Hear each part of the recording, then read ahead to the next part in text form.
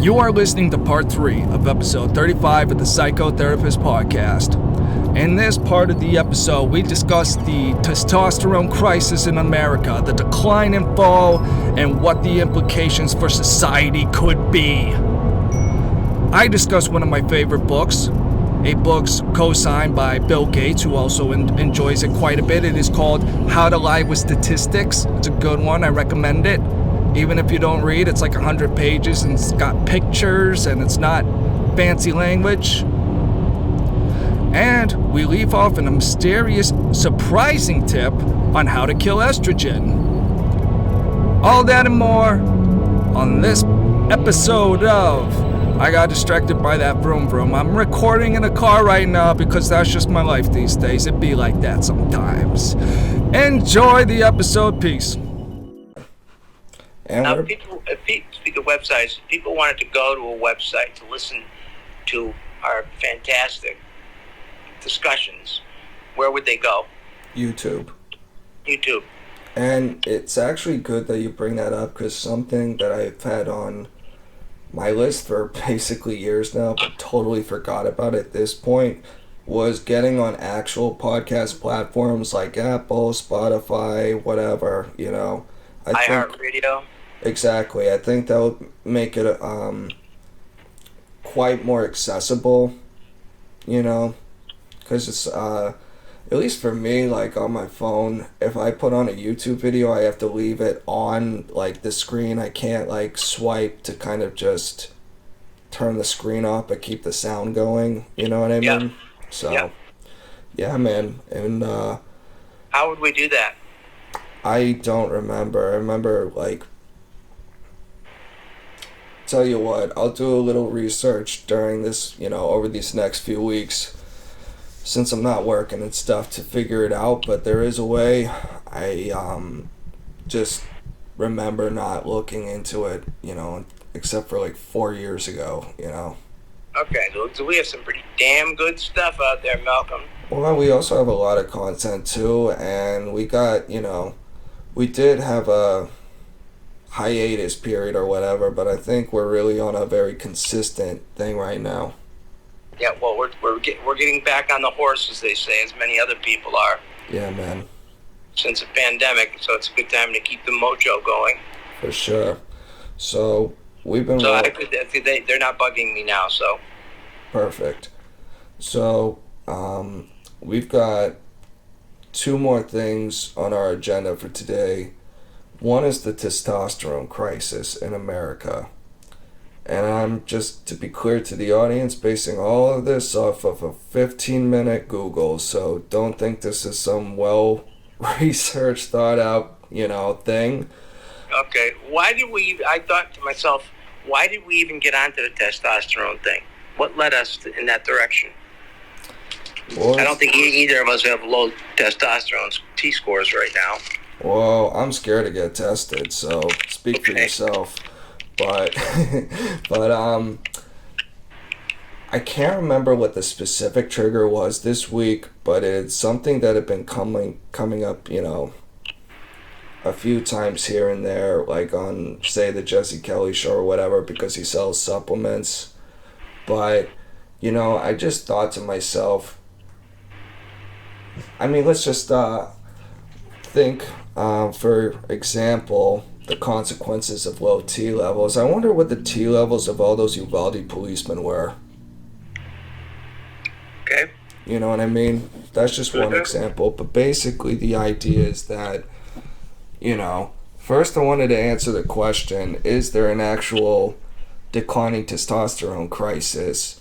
And for me, being the tinfoil hat person I am, it's very like, well, if you wanted to control a populace and make sure they can't really effectively rise against you, I think killing testosterone and driving home complacency and femininity and whatever, that's one way to do it. So can you imagine a bunch of like imagine the American Revolution but with a bunch of soy boys? Yep. Yeah, they'll last in Valley Forge.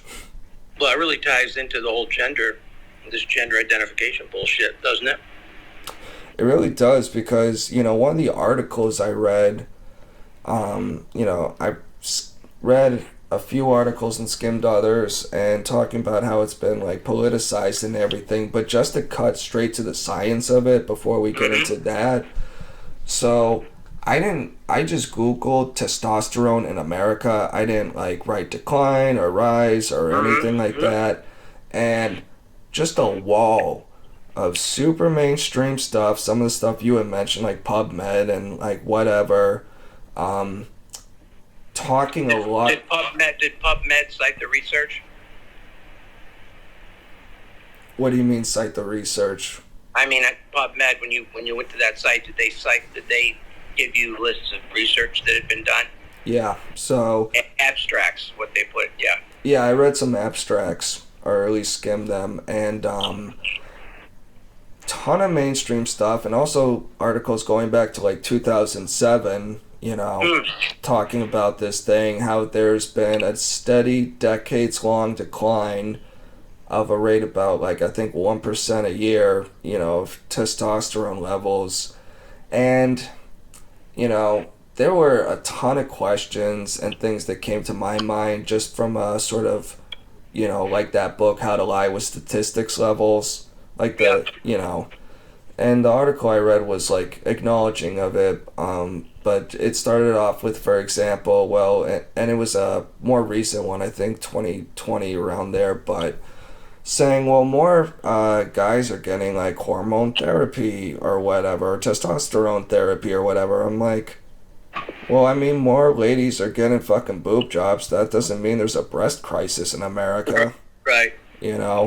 But what was interesting to me, because, I think I brought this up last night with my buddies, I mean, he got into the whole, there's fluoride in the water and it's going on the receptor of your pineal gland and like the whole thing, but just skimming through some of the materials that I did, it's actually really, so I think I had no idea how many different regular things can affect testosterone levels.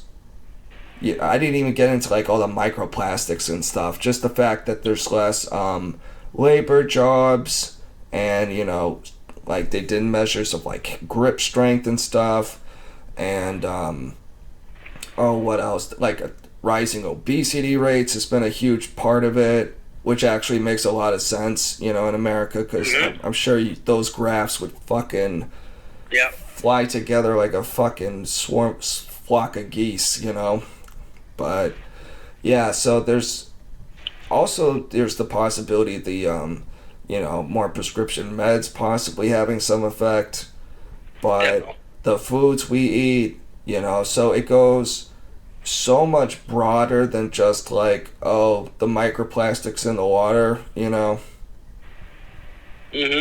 So I think it's a real thing, and we can like kind of talk about the politicalization of it, because after I read those articles, I did a quick search, just like, what did I type? Like, testosterone in America conspiracies. And it was really kind of hilarious. I saw a Guardian article talking about how alt-right activists are just saying how, what was, I couldn't even understand the argument. They're just complaining that femininity is bad or something. Okay. And to be honest, I read like a third of it and then kind of skimmed the rest, because I was trying to look for like statistics and data, because like where I stopped and actually read it was like, well, one expert says testosterone levels are fine. It's all a conspiracy. And I'm like, okay, you cite this one fucking guy against this mountain of fucking research from mainstream sources that I've already dug up, the Guardian. Like, I see what you're doing.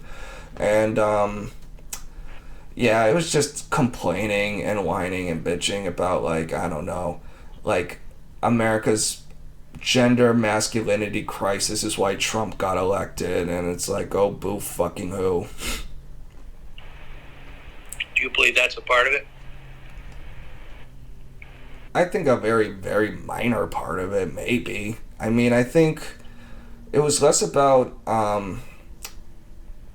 I think, on some level, at least some people thought that Trump kind of projected, like, strength and toughness, and he kind of would have his grim Winston Churchill look and wear the suits that are extra big for him, and, he wasn't really a guy who was like, vote for me, I'm going to be a sissy-sensitive, flower tree hugger.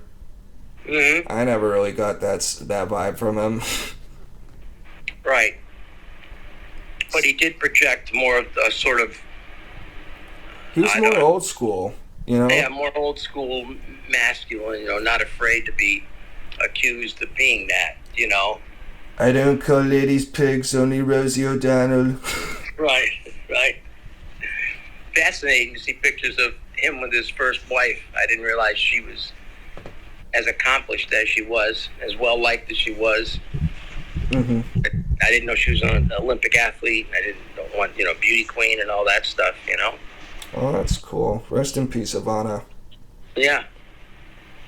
So anyway, I don't know when this testosterone thing became an issue at all. Well, the studies I looked at said it, at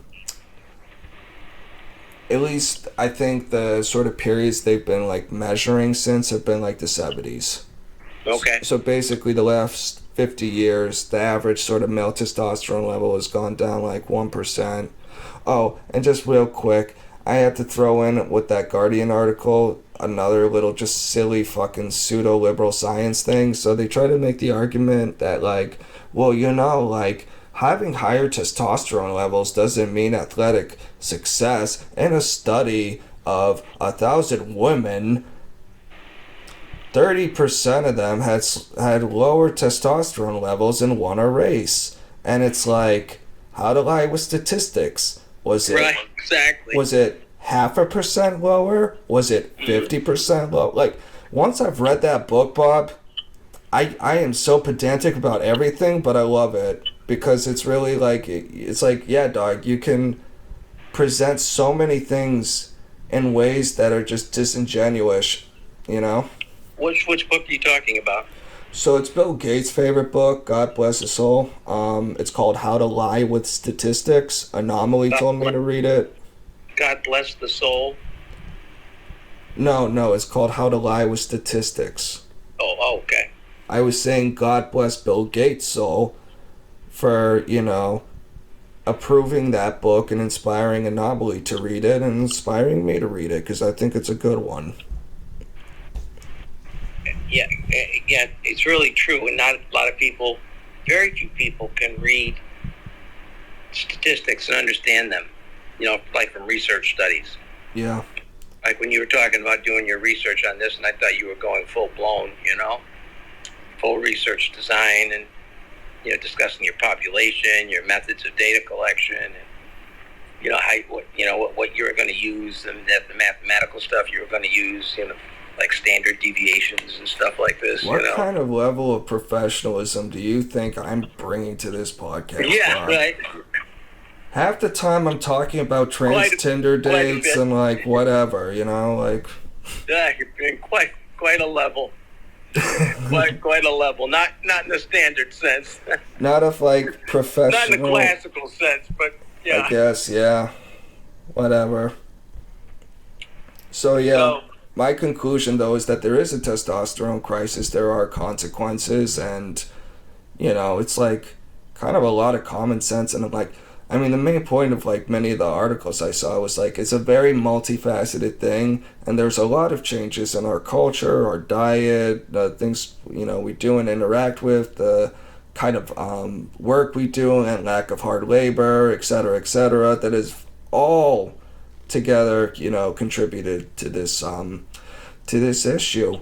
And, if our audience thinks this is a silly fucking thing, just imagine if, someone kicks down your fucking door. Do you want your friends around you to be a bunch of fucking spineless cucks, or do you want them to be someone who's gonna fucking stand up and protect your fucking friends? So yes, there's a positive side to masculinity, there's a toxic side of masculinity, same for femininity. We've discussed this, but for our audience, well, I believe that so much of it stems from the transgender issue in the transgender movement at this point in history. Basically you are talking about things like testosterone levels. And from the female side, what are the hormones that they have, What's the biggie? Yeah. I can't think of the name of it, estrogen. Right. I've actually, just a little funny aside, I think I saw something, I barely skimmed the abstract, but some study apparently where smoking blocks some kind of receptor that produces estrogen. So if you're someone listening and you think, man, I wish I had more testosterone, I wish I wasn't such a bitch, just chain smoke. Smoke, and you'll be a regular Sylvester Stallone, I was thinking Marlon Brando. Better example. Yeah. Better example, for sure.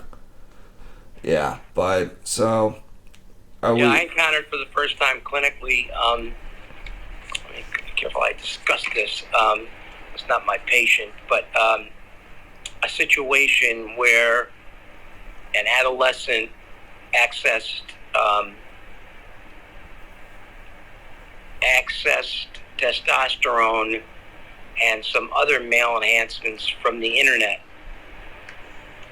And the parents were aware that she wanted to be a boy and were doing all the right things about it, trying to be supportive, getting her counseling and all that. But they started to notice things like her voice was changing. And they discovered that she got it off the internet, which is scary as hell when you think, an adolescent putting something in their body that's going to be that powerful. Yeah. It's not regulated by a doctor. It's regulated by, her peers on the internet. Yeah, I mean, I can only imagine. There's a lot of that. I can only imagine the shock that I would feel if I was a father and I walk into my baby daughter's room and I say, "Okay, Stacy, time to go to school, and why the fuck do you have a mustache?" Right, exactly. What's going on, champ? Yep. Yeah. I don't know. I'm just repeating what I've already said on this podcast before, but it's just a weird. We're a culture with a death wish. I think we're a suicidal culture that's lost all meaning and had it too good, and it's just turning in on itself and inventing its own problems. I agree 100%. Yeah. And we shouldn't be that bored, because there's some real stuff going on out there that, we can worry about. Wars, Incoming water wars, the Great Famine that's just around the corner. Yeah, the incoming water wars, it was the Fort Lejeune study.